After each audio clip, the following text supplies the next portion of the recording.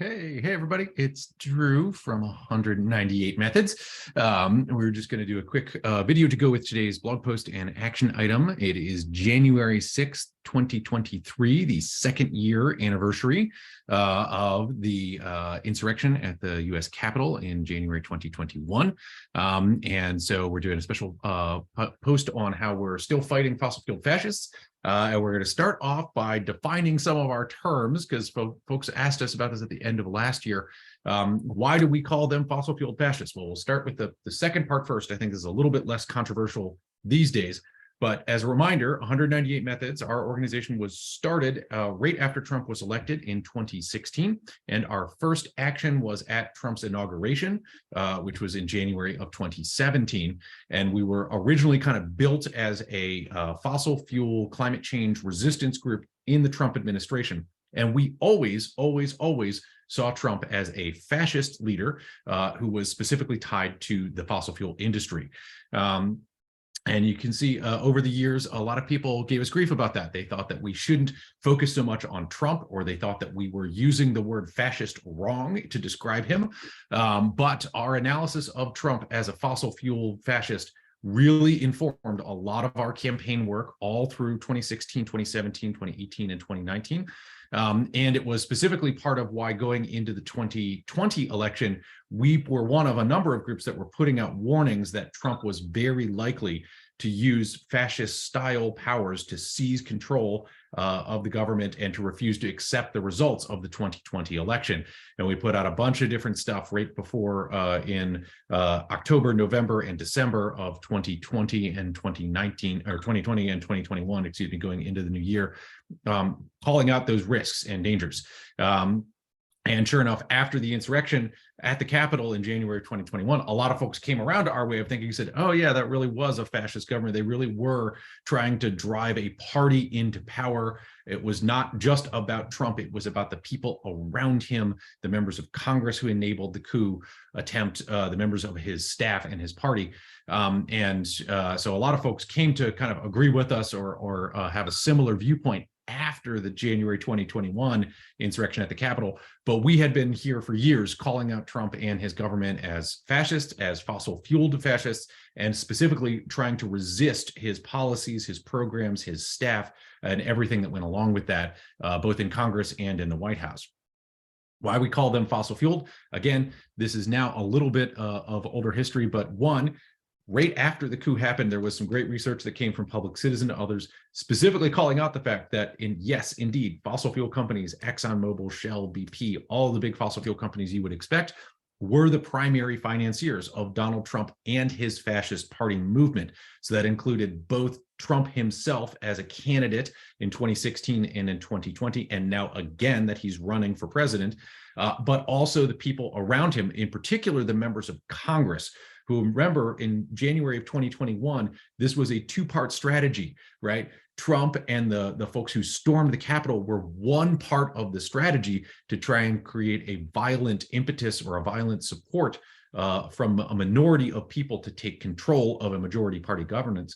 But they would never have been able to do that if they hadn't had the support of a number of sitting members of Congress who voted against the certifying the election results and to overturn the results of the 2020 election. And those are the folks that are in what we call the fossil fuel fascist party. And it was not a new campaign for us. If you remember, all through Trump's time in the White House, we did a lot of campaigns calling out individual members of his cabinet. We did these campaigns to fire Pruitt and fire Zinke and fire his heads of the EPA and other things. And all of that was built around this idea that there was a really tight link between Trump's control of the government and the fossil fuel industry in particular, which was financing him and keeping him in power and providing a lot of the critical staff that he needed to run the government. And then in turn, a lot of what he did with the government, right, was to benefit the fossil fuel industry. You remember that he wanted to open all public lands and waters to oil and gas drilling. He wanted to open the eastern seaboard and the Pacific coast by California and all those places, right? We continue to do those fights now where we're trying to get the Biden administration to live up to a campaign promise to restrict oil and gas drilling on public lands and waters. But this all comes from the Donald Trump administration and their particular goal of using the US government as a tool to advance the interests of the fossil fuel industry. And in exchange, they were given money and they were given power by the fossil fuel industry. That's what makes them a fossil fuel fascist party, is that it's about the control of the party. That's a difference between the fascist rule and an authoritarian or a dictator, right? Is it wasn't ever just about Trump. It was always about a party of people taking power and using power on behalf of the fossil fuel industry. And so that's what makes them fascist. And then the fossil fuel part is that a lot of what they were doing was specifically to benefit the fossil fuel industry. And a lot of the people who were paying them and providing them money and material to support them were from the fossil fuel industry. And as we said at the end of 2022, in our sort of year-end wrap-up, our charts and graphs message, this is really part of a global phenomenon, right? Putin in Russia is also a fossil fueled fascist, right? And he's using his war in Ukraine as a way to drive benefit, as he sees it, for his party and for the fossil fuel industry on which his party relies. So in Russia, it's not just about Putin, it's about the whole party and the apparatus around him. And it's not just about the war in Ukraine, it's about a lot of different policies there. Here in the US, which is where we really focus our time, it's not just about Trump, it's about the whole apparatus of people. And it includes even folks who are capital D Democrats, who are members of the opposing political parties, supposedly, like Joe Manchin, right? Who also, remember, has been pushing this fossil fuel agenda. That's why we fought so hard against his dirty deal at the end of the year. And it's why he's been such a consistent thorn in the side of small d Democrats in this country who are trying to advance democratic renewable energy, is that Joe Manchin is also a part of the fossil fuel fascist party, in that he is pushing an agenda which only benefits fossil fuels and where a sort of might makes right. But even though Joe Manchin is one senator, he controls the entire agenda of the Senate Energy Committee, and he uses that power to do things like block FERC nominees, push through his crazy dirty deal, which nobody else in the Senate or not a majority of other senators support. There's certainly no majority of the House didn't support last year, but as one person in a fascist party, he's able to use minority rule and minority powers to push his agenda, and his agenda is the fossil fuel agenda. And it's worth remembering, too, that it's not just the fossil fuels, right? Part of what makes them a fossil fuel fascist party is they support both fascism and fossil fuels at the same time. Joe Manchin was also the key Democratic senator, not just in pushing fossil fuels, but in blocking voting rights reforms that happened in 2021. So last year at this time, we were talking to you a lot about trying to hold the insurrectionist parts of Congress accountable and to expand the franchise, expand the right to vote, so that we could take back more power from the fascist and minoritarian ruling parts of this country. And in 2021, it was Joe Manchin who was blocking our progress on passing the John Lewis Voting Rights Act, reforming the filibuster, expanding access to the right to vote.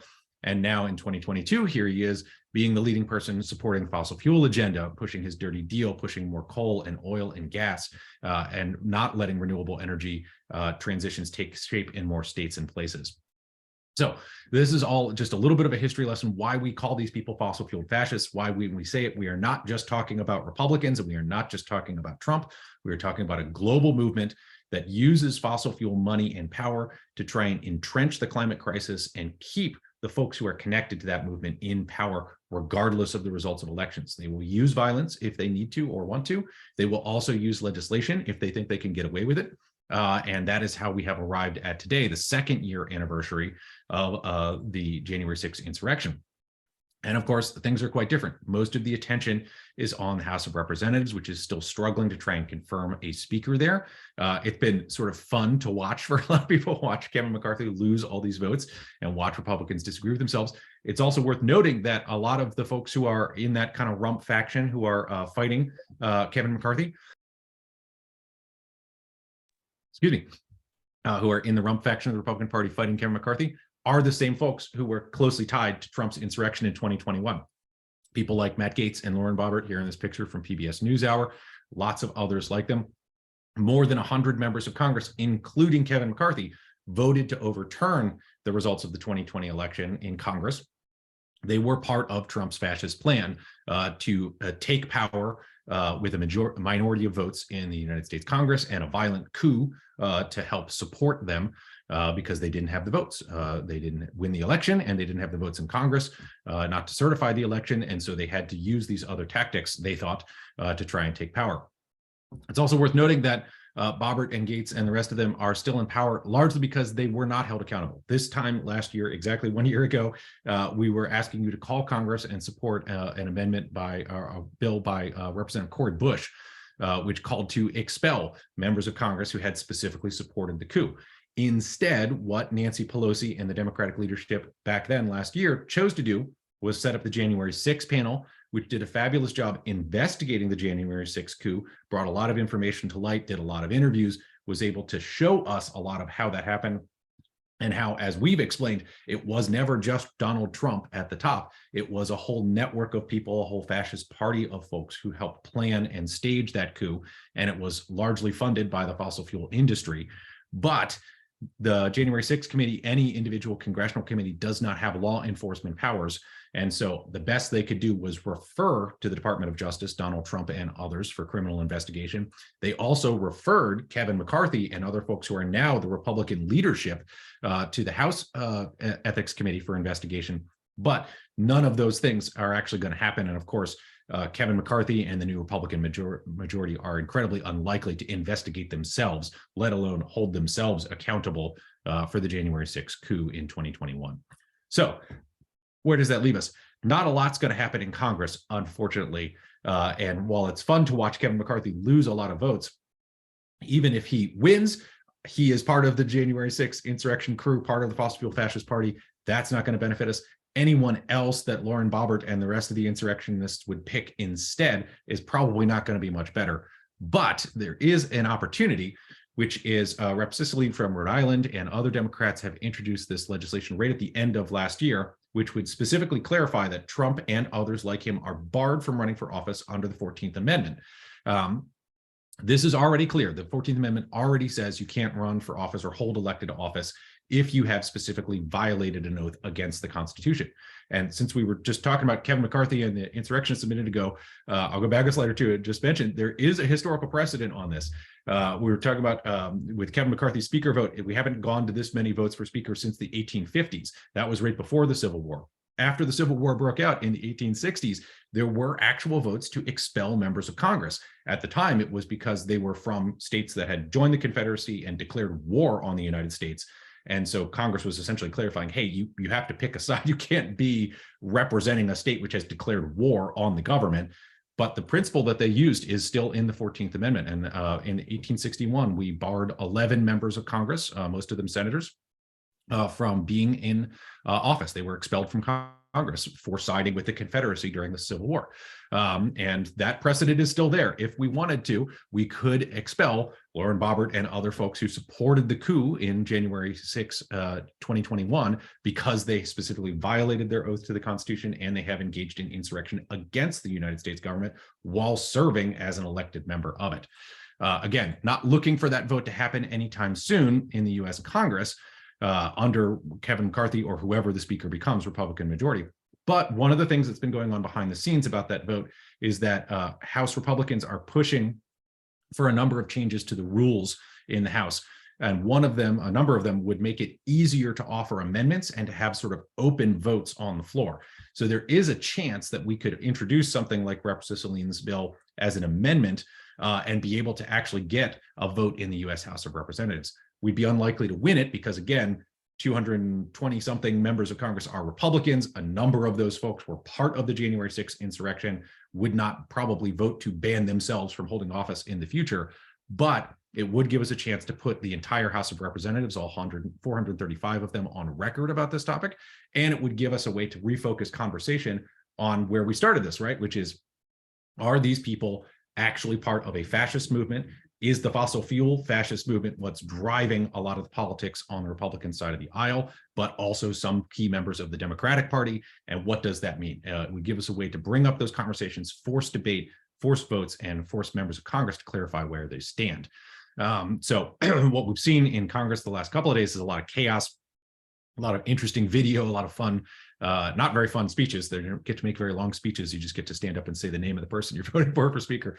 But it could give us the same kind of process, could give us an opportunity to introduce more of these amendments in the future, force more votes, force more conversation. And that really is the goal. So that's why we're promoting today this joint petition with a number of other groups to ban Trump and fossil fuel fascists under the 14th Amendment. You can sign on, put the link in the comments.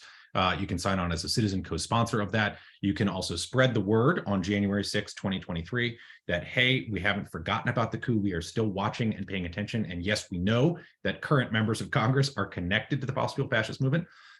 We also see Trump and others like him running for office again, seeking to regain power, seeking to promote the same ideas that we have fought against since 2016 of fossil fuel fascism. So you can sign on as a citizen co-sponsor to the petition, but mostly you can stay in the fight. You can share this video. You can spread the word on January 6, 2023, that we're still fighting fossil fuel fascists. We're not forgetting the insurrection of 2021, and we're going to stay in this fight until we win it. Thanks so much. That's our video. That's our bit. Check the blog for more links and sources and from 198 Methods. Thanks. Have a great January 6th.